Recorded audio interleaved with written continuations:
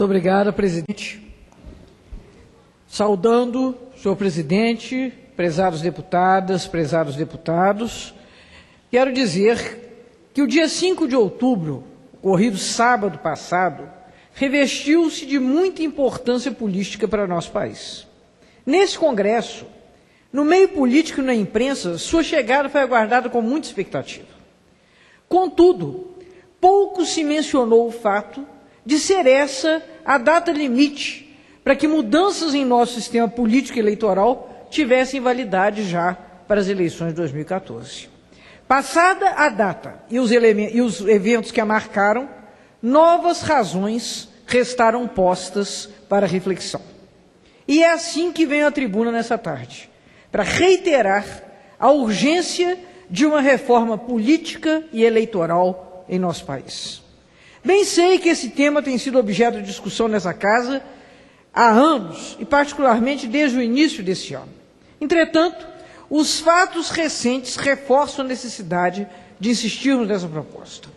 A reforma política e eleitoral representa, nesse momento, o maior desafio para fazer avançar a democracia no Brasil. Trata-se do próximo grande passo que devemos dar, como nação e como república, nesse amplo processo de mudança que construímos nos últimos 25 anos, os 25 anos da nossa Constituição Cidadã. É relevante e natural que esse debate ocorra nessa Casa de Representação para, posteriormente, ganhar novos espaços, em particular junto à sociedade. É público e notório que essa Casa deve honrar a responsabilidade que lhe é devida como instituição de representação política. Infelizmente, diversos elementos operam em direção contrária. Nem me refiro aos casos de corrupção ou de prevaricação. Menciono eventos, muitos deles beirando o anedótico, que revelam as fragilidades do nosso sistema político partidário e eleitoral, em última instância, mancham a imagem do Congresso e do bom trabalho que efetivamente nós realizamos aqui. Os episódios relacionados à data do dia 5 de outubro comprovam o que menciono. Durante esse período, a discussão sobre uma reforma política e eleitoral foi desfocada pela mídia e pelo próprio Congresso. Em seu lugar, prosperou uma espécie de feira partidária, em que as condições de opção praticadas atenderam exclusivamente a conveniências eleitorais. A antítese, portanto, das mudanças políticas pelas quais clamava e clama a sociedade. Ao debater a reforma política, nos dedicamos a valorizar e fortalecer os partidos, tratando-os como principal instância da organização política no nosso país. Entretanto, a recente tentativa de criação de 3 novas agremiações, 2 delas bem-sucedidas, vem na contramão desse processo, contribuindo para banalizar partidos, vida partidária e coerência política. Que não se entenda aqui uma condenação à possibilidade de formação de novas agremiações partidárias no país. Pelo contrário, é justo e correto que a nossa legislação permita que isso ocorra. Entretanto, é preciso perceber que tais movimentações deveriam ter como objetivo instituir e expressar um novo conjunto de posições políticas, organizando-as coletivamente junto à sociedade. Como está hoje, as exigências acabam se esgotando em formalismo, de tal modo que a proposta de agremiação, que parecia que tinha mais fundamento social, foi exatamente a que naufragou nos tribunais, condição que a levou a enredar-se nas espertezas da política tradicional, espertezas que aparentemente condenava. Na verdade, essa ampla recorrência de criação de partidos tem apenas diminuído a sua importância em nosso sistema. Aos olhos da população, o que se confirma é que partidos são meras ferramentas para a disputa do poder político e que nós, agentes políticos, só nos movimentamos em defesa dos nossos interesses particulares. Não causará surpresa se a cada ciclo eleitoral tivermos uma nova leva de partidos políticos para garantir melhor condições de eleição, mais espaço para acomodar aliados e, sobretudo, o controle das benesses garantidas às agremiações, recursos do fundo partidário e a disposição de tempo de propaganda na televisão e no rádio. Quem perde com isso? O próprio sistema político. O Congresso, que segue na sua cruzada de buscar representar a sociedade com escasso reconhecimento. Quem perde é a sociedade, que segue com grandes motivos para ir às ruas reivindicar uma outra forma de fazer política. Senhoras deputadas, senhores deputados, acredito que esse Congresso não deva permanecer como um espaço de oportunidades desperdiçadas. As jornadas de junho abriram uma espetacular janela de oportunidade para que operássemos mudanças, não apenas para a melhoria da vida da população, mas para o próprio resgate da credibilidade do sistema político. Infelizmente, tem-se procurado atuar em viés contrário, ainda que simulando atender aos clamores das ruas. É inútil fazer parecer que a chamada mini-reforma eleitoral atenda a qualquer uma das mudanças reivindicadas, em particular a exigência por mais ética na prática pública. São propostas cosméticas que, em última instância, não só buscam aplacar o desejo de mudança, mas mantêm o status quo e dificultam o ingresso no jogo político de representantes das minorias e dos setores historicamente mais desfavorecidos e mais subrepresentados. É preciso superar essa visão limitada da política. Nós, parlamentares, estamos desafiados a fazer que surjam novas formas de vida. Essa é a única alternativa para que possamos aprofundar a própria democracia, tornando-a mais próxima daquilo que a sua etimologia sugere. Poder político originado do povo, voltado para o povo, estabelecido com critérios de igualdade, comprometido com a participação de todos e de cada qual. Era isso que queriam os jovens de junho, é a isso que se dispõem as diversas entidades que, a seu turno, têm colaborado com a elaboração de propostas e alternativas de reforma política eleitoral. Nesse caminho se juntam instituições como a CNBB, o Movimento de Combate à Corrupção Eleitoral, a Ordem dos Advogados do Brasil, a Central Única dos Trabalhadores, a UNE, tantas entidades. Esse mesmo clamor foi compreendido com absoluta clareza pela presidenta da República, Dilma Rousseff. Por isso mesmo, Dilma rapidamente se posicionou diante das manifestações de junho, propondo 5 eixos de ação, um dos quais exatamente a proposta de plebiscito com um mecanismo para fazer a reforma. Dentro desse contexto, nós temos que ter certeza que é momento de deixar para trás o encastelamento dos interesses pequenos para fazer o que de nós se espera. Oferecer demonstrações efetivas que confirmem o compromisso dos parlamentares com a prática pública, mais ética e republicana, mesmo que isso exija cortar na própria carne. Um exemplo disso foi dado pelos parlamentares americanos no final do século XIX.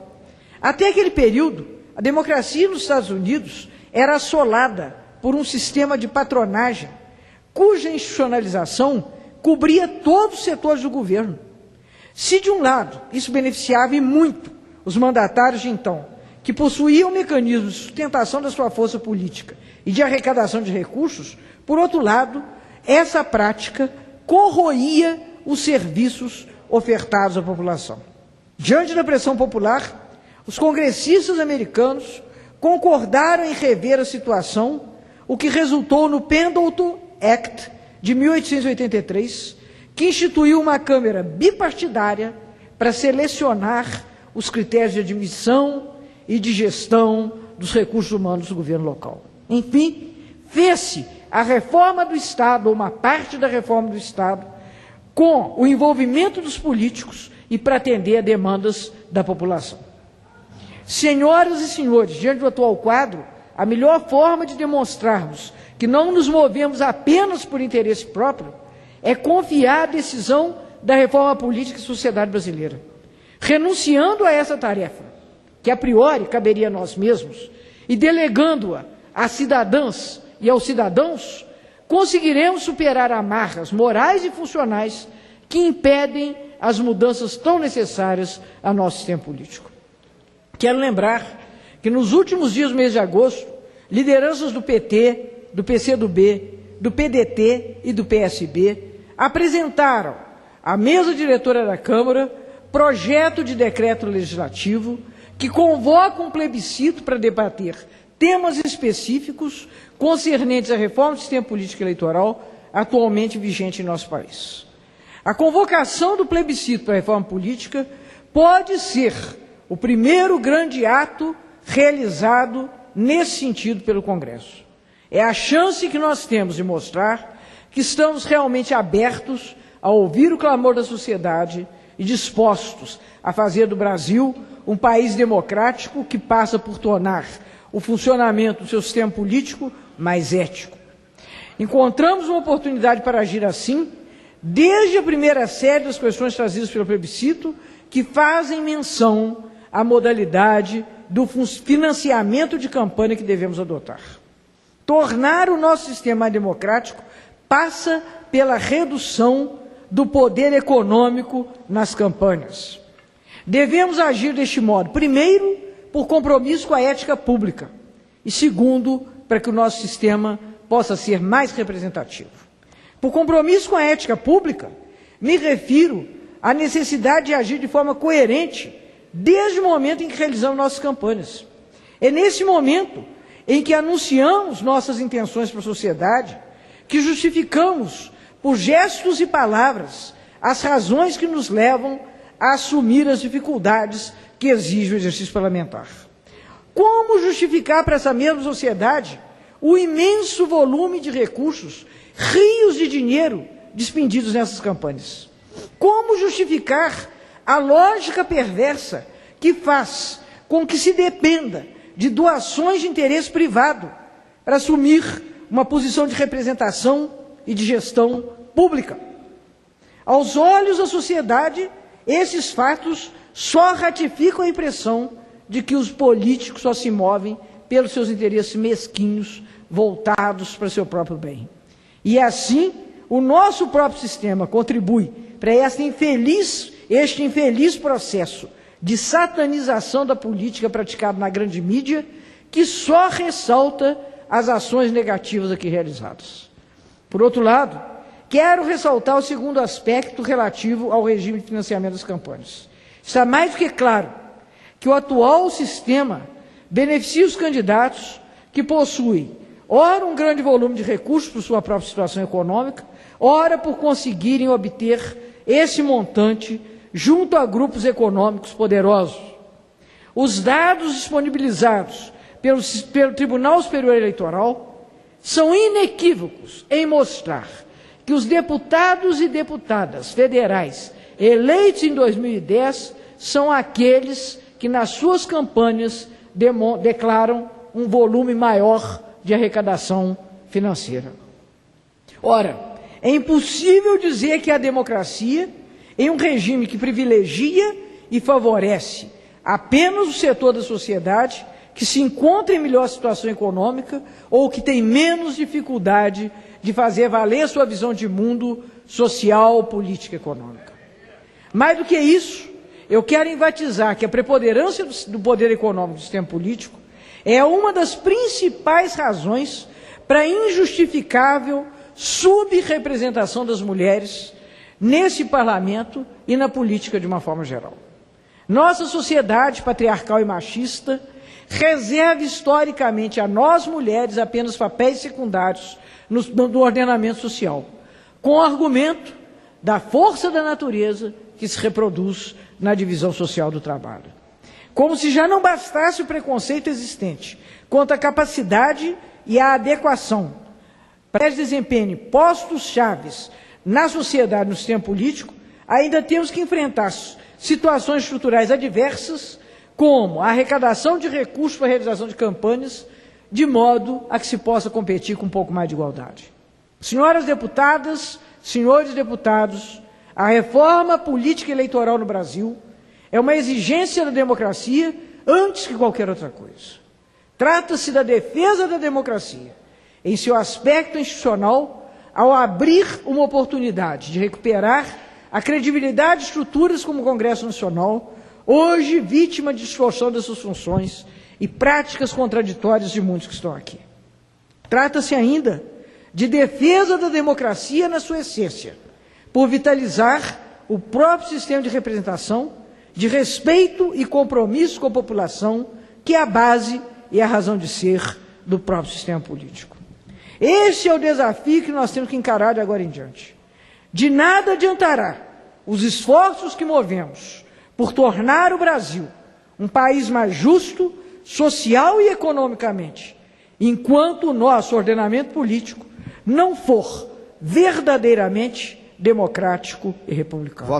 Que essa perda de oportunidade, essa negligência para o que concerne ao processo eleitoral do ano que vem, não nos desresponsabilize, entretanto, de fazer uma reforma que prevaleça para os próximos pleitos, de tal modo a que nós não tenhamos a cada ciclo eleitoral essa absurda mudança de partidos, como se nós estivéssemos, na verdade, mudando lealdades e renovando plantéis de time de futebol.